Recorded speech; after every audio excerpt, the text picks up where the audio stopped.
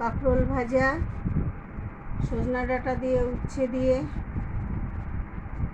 একটা তিতর তরকারি, গাটি আলুর তরকারি, আর এটা গাটির চাটনি।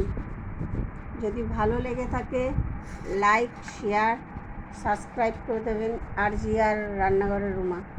আমি বাড়ি ছিলাম না বলে আজকে রাত হয়ে গেল, অনেক বেলা হয়ে গেল,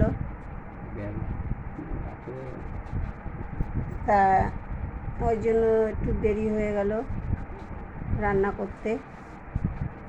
বাড়ি এসে আবার রান্না করলাম, আবার ভোরবেলা একটু বেরোতে হবে।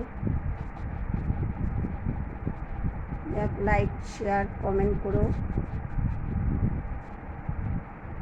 সাবস্ক্রাইব করো। যে গাটি আলুর চাটনি, গাটি আলুর তরকারি, সজনা ডাঁটা দিয়ে উচ্ছে দিয়ে, কাঁকরোল ভাজা।